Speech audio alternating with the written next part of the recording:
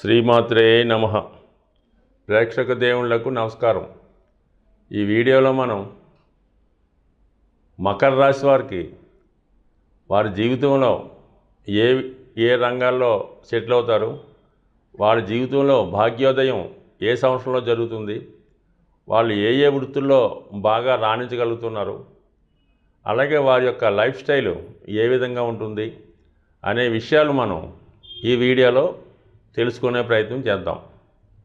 సాధారణంగా మకర రాశి సహజ జాతక చక్రంలో, అంటే అది బచక్రంలో దశమ భావం అవటం వలన, అది కర్మస్థానం అవటం వల్ల సాధారణంగా ఈ మకర రాశి వారు జీవితంలో కష్టపడి ఏదన్నా సాధించాలనే కోవలో ఉంటారు.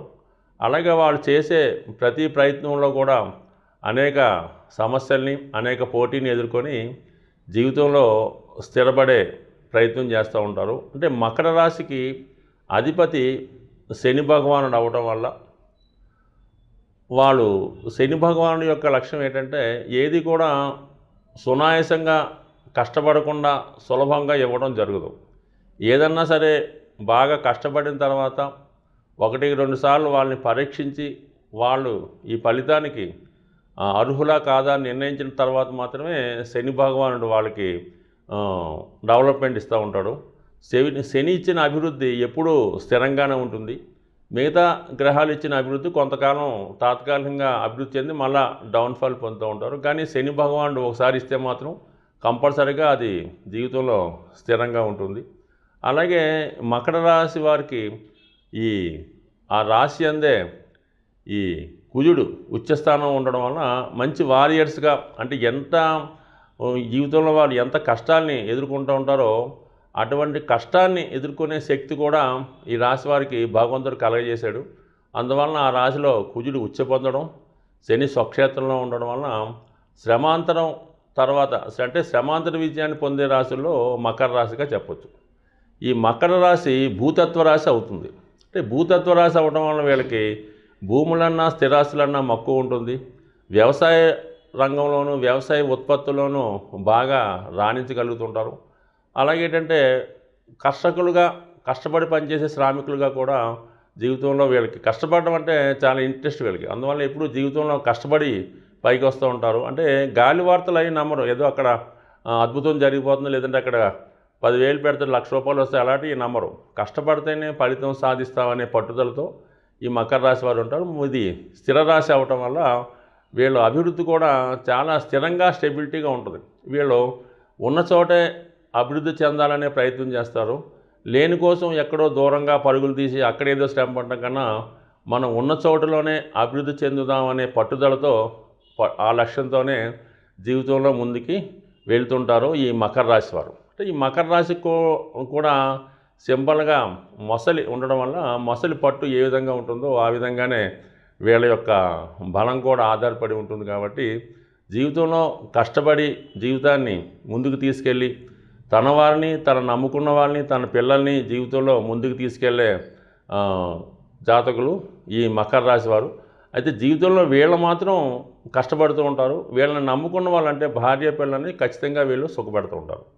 ఇక మకర రాశి యొక్క నక్షత్రాలను మనం పరిశీలించినప్పుడు సాధారణంగా ఉత్తరాషాఢ, శ్రవణం, ధనిష్ట ఈ 3 నక్షత్రాలు కూడా, ఉత్తరాషాఢకి రవి అధిపతి అవటం వల్ల రవి యొక్క నిజాయితీ, పవర్ఫుల్, మంచి నాయకత్వ లక్షణాలు కూడా వీళ్ళు కలిగి ఉంటారు. శ్రవణ నక్షత్రానికి చంద్రుడు అధిపతి అవటం వల్ల మంచి ప్రేమించే గుణాన్ని, ఎవరికైనా హెల్ప్ చేసే లక్ష్యాన్ని, ప్రయాణాలంటే ఎక్కువగా ఇష్టపడడం, అలాగే ఎదుటి వారిని తన ఆకర్షించడం, వాళ్ళ యొక్క వృత్తితో కానీ కష్టపడే కానీ ఆకర్షణ శక్తి కూడా వీళ్ళకి ఉంటుంది. బికాజ్ ఎందుకంటే శ్రవణ నక్షత్రం ఈ రాశిలో ఉండడం వల్ల. ఇక ధనిష్ట నక్షత్రం కుజుడు అవటం వలన భూములు వీళ్ళకి బాగా కలిసి వస్తుంటాయి. ధనాన్ని అభివృద్ధి చేస్తూ ఉంటారు. అంటే ఒక సాధారణ పాడుపడిన భూమి కూడా వీళ్ళ చేతిలో పెడితే దాన్ని సారవంతం భూమిగా మార్చి దాంట్లో కాసుల వర్షం కురిపించే స్థాయి కూడా ఈ రాశి వారికి ఉంటుంది. కాబట్టి ధనిష్ట నక్షత్రం వాళ్ళు అంటే ధనాన్ని పండిస్తూ ఉంటారు. అంటే వాళ్ళు ధనాన్ని ఎక్కువ పెంచుతూ ఉంటారు. అటువంటి అద్భుతమైనటువంటి 3 నక్షత్రాలు కలిగినటువంటి రాశి మకర రాశి. అయితే సాధారణంగా ఈ రాశికి అధిపతి శని భగవానుడు అవ్వటం వల్ల శని భగవానుడు 26వ సంవత్సరం అంటే 8వ సంఖ్య శని భగవానికి ఇష్టమైంది కాబట్టి 26వ సంవత్సరంలోనే చాలామంది సెటిల్ అవుతుంటారు. అంటే ఎక్కువ తొందరగానే వీళ్ళు ధనాన్ని సంపాదించవలసినటువంటి బాధ్యత వీళ్ళ మీద ఉంటుంది. ఎందుకంటే వీళ్ళు ఏదో కారణాల వల్ల ఈ మకర రాశిలో జన్మించిన వాళ్ళకి పేరెంట్స్ నుంచి సరైన సహకారం కానీ ఎవరి నుంచి కూడా సరైన హెల్ప్ లేకపోవడం వల్ల వీళ్ళు తొందరగానే ధనాన్ని సంపాదించే ప్రయత్నం చేయవలసి ఉంటుంది. ఆ కారణం వల్లనేమో 26వ సంవత్సరంలోనే వీళ్ళు ధనాన్ని సంపాదించడం అంటే ఉద్యోగ రూపంలో కానీ ఏదైనా రకంలోనే 26లోనే వీళ్ళ ధన సంపాదన మొదలవుతుంది. అయితే వివాహ విషయంలో మాత్రం కొంత ఆలస్యం అవుతుందనే చెప్పాలి. కొంతమందికి 35 ఇయర్స్ కూడా వస్తూ ఉంటాయి. అంటే రెస్పాన్సిబిలిటీ వల్ల బాధ్యత వల్ల వివాహాన్ని వాయిదా వేస్తుంటారు. సో 35వ సంవత్సరానికి వివాహం అవడం ఇంచుమించుగా అక్కడి నుంచి లైఫ్ పూర్తిగా అంటే వీళ్ళు పూర్తిగా లైఫ్లో సెటిల్ అవుతే తప్ప వివాహానికి అంగీకరించనమాట. ఆ కారణం వల్ల కూడా కొంత సందర్భాల్లో వివాహం ఆలస్యం అవుతూ ఉంటుంది. సాధారణంగా ఏంటంటే 28వ సంవత్సరంలో కూడా కొంతమందికి వివాహం అవుతుంది. ఏదైనా మొత్తం మీద 26వ సంవత్సరంలో ప్రారంభమైనటువంటి వీళ్ళ అభివృద్ధి ఇంచుమించుగా 35వ సంవత్సరానికి బాగా సెటిల్మెంట్ అవ్వడం, వివాహం, దాని తర్వాత గృహ నిర్మాణం అలాంటివి చేసుకుంటారు. ఇక జన్మ నక్షత్రాలు మనం పరిశీలించినప్పుడు ఉత్తరాషాఢ నక్షత్రంలో జన్మించిన వారికి రవి మహాదశలో జీవితం ప్రారంభమవుతుంది. అంటే బాల్యం రవి మహాదశలో పుట్టడం వల్ల రవి ఈ రాశికి అష్టమాధిపతి అవ్వడం వలన బిగినింగ్ ఆఫ్ ది లైఫ్ కొంత స్ట్రగుల్, అంటే అప్పుడు పేరెంట్స్ కొంత స్ట్రగుల్ అవ్వడం వల్ల వేరే కారణాల వల్ల వీళ్ళకి బాల్యం కొంత హార్డ్గానే నడుస్తుందని చెప్పొచ్చు ఈ నక్షత్రంలో జన్మించిన వాళ్ళకి. అంటే ఇంచుమించుగా 3 పాదాలు ఈ రాశిలో ఉంటాయి కాబట్టి ఇంచుమించుగా 4.5 సంవత్సరాలు సంవత్సరంలోపు అటు ఇటులో రవి దశ ఉంటుంది. తక్కువే కాబట్టి గడిచిపోతుంది. రవి తర్వాత వచ్చే చంద్రమహాదశ, ఈ చంద్రమహాదశ సుమారుగా 10 సంవత్సరాలు ఉంటుంది. ఈ చంద్రుడు ఈ రాశి అధిపతి అయినటువంటి శనికి శత్రుగ్రహం అవటం వల్ల, ఈ రాశికి సప్తమాధిపతి అవటం వల్ల ఏంటంటే సాధారణంగా ఈ రవి చంద్రమహాదశలో వీళ్ళకి ఉన్న ప్లేస్ నుంచి వేరే ప్లేస్కి మైగ్రేట్ అవ్వడం జరుగుతూ ఉంటుంది. అంటే చేంజ్ ఆఫ్ ప్లేస్ అది అవుతుంది. ఇంచుమించుగా 13-14 సంవత్సరాల దాకా కూడా ఈ చంద్రమహాదశ నడుస్తుంటుంది. సాధారణంగా ఆ టైంలో చంద్రుడు ఉన్న స్థానాన్ని బట్టి, చంద్రుడితో ఉన్నటువంటి మిగతా గ్రహాల సంబంధాన్ని బట్టి, ఇది సాధారణంగా మకర రాశిలో చంద్రుడు శ్రవణ నక్షత్రం మీద ఉంటారు కాబట్టి మకర రాశిలో ఉండడం వలన సాధారణంగా మదర్కి ఆ టైంలో ఎక్కువ స్ట్రగుల్ చేయడం జరుగుతూ ఉంటుంది. సో అందువల్ల ఏంటంటే మదర్ వీళ్ళ మీద ఎక్కువ కేర్ తీసుకోకపోవడం, ఆవిడ సమస్యల వాళ్ళకి చికాకులు పడడం జరుగుతూ ఉంటుంది. ఇంక ఇంచుమించుగా 13-14 సంవత్సరాలు దాటిన తర్వాత వచ్చే కుజమహాదశ. సో ఇది సుమారుగా ఈ రాశిలో 3.5 సంవత్సరాలు ఉంటుంది. అంటే ఇంచుమించుగా వీళ్ళకి 13 నుంచి 20వ సంవత్సరం వచ్చేదాకా కూడా కుజమహాదశ. ఇది కుజుడు వెరీ పవర్ఫుల్ నక్షత్రం అవడం వల్ల వీళ్ళు అప్పటి నుంచి బాగా కొంత అగ్రెసివ్గా, కొంత కష్టపడే నేచర్ని కలిగి ఉండడం, ఏదన్నా సాధిద్దామనే పట్టుదల కలిగి ఉండడం, జీవితంలో ఏదన్నా సాధిద్దామనే నిర్ణయంతో కొంతమంది ఈ కుజుడు యొక్క దశలోనే టెక్నికల్ రంగంలో చదవడం. అంటే అప్పుడు సుమారుగా ఈ కుజుడు దశ పూర్తి 21 ఇయర్స్ అవుతుంది. అప్పటికి కొంతమంది సాధారణంగా కొంత పరిపక్వత చెందే ఉంటారు. ఇంకా కుజుడు తర్వాత వచ్చిన ఇమీడియట్గా వచ్చినటువంటి రాహు మహాదశ. సో ఇదే ఈ జీవితాన్ని వీళ్ళని టర్నప్ చేస్తూ ఉంటుంది. సో అది సాధారణంగా ఈ 18 సంవత్సరాలు ఉండే ఈ రాహు మహాదశ అనేక ఒడిదుడుకుల్ని అప్ అండ్ డౌన్స్ని చేస్తూ ఉంటుంది. అయితే కొంతమందికి కొంత దూర ప్రాంతంలో చదువుకున్న వాళ్ళకి వేరే విదేశంలో వెళ్ళి కొంతవరకు రాణించినప్పుడు కూడా మొత్తం మీద సగం టైం అంటే ఇంచుమించుగా 8 సంవత్సరాలు రాహు మహాదశ వీళ్ళ జీవితంలో కొంత ఇబ్బంది పెట్టే అవకాశం ఉంది. మొత్తం మీద 28-30 సంవత్సరాలకి చాలా వరకు స్ట్రగుల్ అవుతూ ఉంటారు. ఇంకా రాహు మహాదశ తర్వాత వచ్చే గురు మహాదశలో కొంతమంది బాగా స్థిరపడడం జరుగుతూ ఉంటుంది. బట్ కానీ కొంతమంది రాహు మహాదశ సెకండ్ హాఫ్ అంటే 9 సంవత్సరాలు అయిన తర్వాత ఆటోమేటిక్గా స్థిరపడతాం. అంటే ఏదన్నా వీళ్ళు బాగా కష్టపడి రాటు తీరుతారనమాట. అనేక రకాల అంటే ఎంత డబ్బులున్న కుటుంబంలో జన్మించినప్పటికీ, డబ్బు లేని కుటుంబంలో జన్మించినప్పటికీ కూడా వీళ్ళ స్ట్రగుల్స్ వాళ్ళ స్థాయిని బట్టి ఉంటాయి. అందుకని బాగా జీవితంలో చాలా ప్రాక్టికల్గా అనుభవంగా అన్నీ నేర్చుకొని జీవితంలో ఒక స్థాయికి వస్తారు వీళ్ళు ఇంచుమించుగా 30, 28, 26 ఇయర్స్లో. కానీ సెకండ్ హాఫ్ మాత్రం చాలా జాగ్రత్తగా ఉంటారు. వీళ్ళు పడిన కష్టాలు, ఇబ్బందులు వీళ్ళ పిల్లలు పడకుండా ఉండాలని ఆలోచిస్తూ వాళ్ళని చాలా డిసిప్లిన్గా పెంచే ప్రయత్నం చేస్తూ ఉంటారు. ఇక ధనాధిపతి కూడా శని భగవానుడు అవ్వటం వల్ల ఏంటంటే వీళ్ళ ధన సంపాదన మాత్రం కష్టానికి తగ్గ ప్రతిఫలం మాత్రమే పొందుతారు. అంటే 100 రూపాయలు కష్టపడితే 100 రూపాయలు మాత్రమే వస్తుంది తప్ప ఎక్కువ రావడం కష్టం అవుతుంటుంది. జీవితం ప్రారంభం అంతా కూడా అక్కడికక్కడ సరిపోయినట్టుగా ఉంటుంటుంది.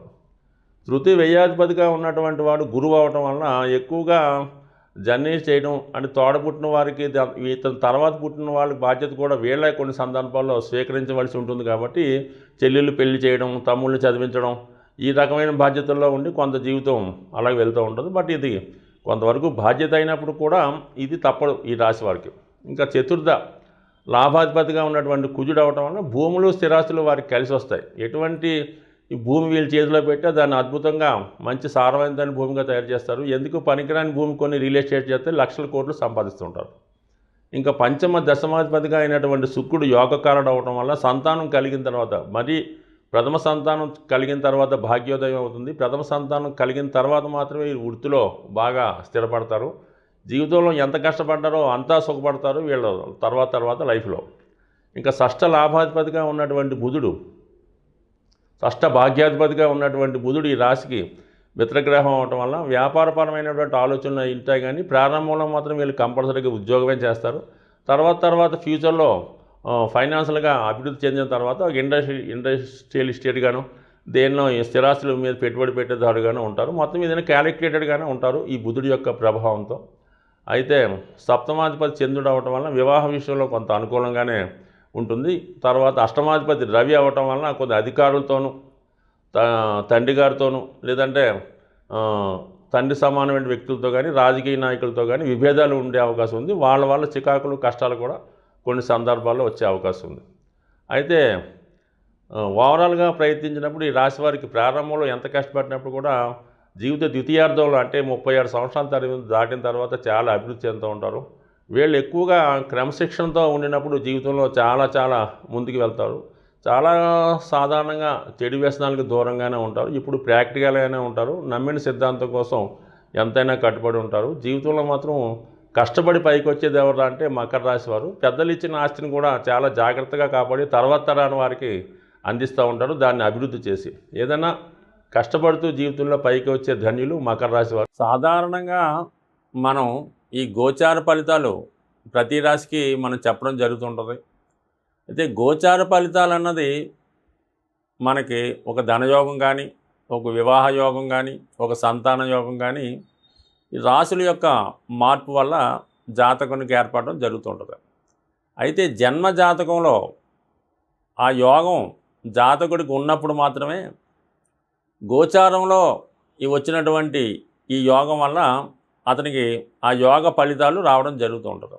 ఉదాహరణకి అతనికి జన్మ జాతకంలో ప్రభుత్వ ఉద్యోగం చేసే అవకాశం లేదు అనుకుందాం.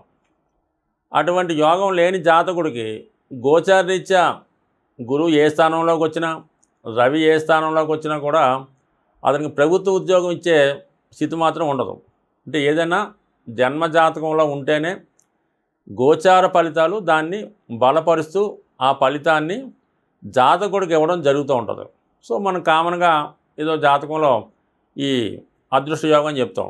జాతకంలో లేనిది, జన్మ జాతకంలో లేనిది ఈ గోచారంలో ఏ విధంగా కూడా ఆ ఫలితాలు జాతకుడికి లభించమాట. సో ఏదైనా కేవలం 25% వరకే కూడా మనం చెప్తున్నటువంటి గోచార ఫలితాలు తీసుకోవాలి తప్ప ఇందులో అదృష్టం వచ్చింది అంటే సంతోషపడడానికి ఉండదు.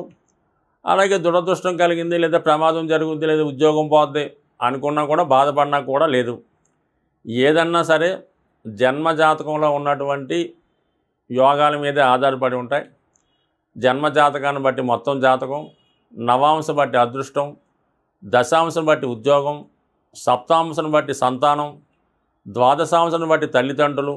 సో ఈ విధంగా రాశి చక్రంతో పాటు 16 చక్రాలు పరిశీలించడం వల్ల ఆయా భావాలు జాతకుడికి ఏ విధంగా వస్తాయన్నది కూలంకషంగా పరిశీలించి ఖచ్చితమైన ఫలితాలు తెలుసుకోవచ్చు. అదీను కూడా ఆ జాతకంలో ఉన్నటువంటి యోగం కూడా దానికి సంబంధించినటువంటి దశ వచ్చినప్పుడు మాత్రమే రావడం జరుగుతూ ఉంటుంది. అంటే జాతకం బాగుండాలి, గోచారం సపోర్ట్ చేయాలి, దానికి జరుగుతున్నటువంటి దశ కూడా సపోర్ట్ చేసినప్పుడు మాత్రమే జాతకుడు ఆ ఫలితాన్ని పొందగలడు తప్ప కేవలం గోచారంలో వచ్చినంత మాత్రాన మీకు ఆ ఫలితాలు పొందే అవకాశం ఎట్టి పరిస్థితిలో ఉండవు. ఈ విధంగా మీరు పూర్తిగా జాతకాన్ని తెలుసుకోవాలి, సంప్రదించాలనుకుంటే మాత్రం వ్యక్తిగతంగా మీ జాతకాన్ని పరిశీలించుకొని దాంట్లో ఉన్నటువంటి లోటుపాట్లు సరిదిద్దుకొని మీకు అదృష్టాన్ని ఇచ్చే ఏ భావాలు మీకు అదృష్టాన్ని ఇస్తాయో దానికి సంబంధించినటువంటి భావాలకి ఆ గ్రహాలకి సరైనటువంటి శాంతితో పరిహారం చేసుకున్నప్పుడు మీ జాతకంలో ఉన్నటువంటి ఫలితాలు మీరు పొందగలరు. ఆ పొందగలిగే ప్రయత్నంలో మా వంతు సహకారం మీకు అందించగలిగే ప్రయత్నం చేద్దాం. స్వస్తి.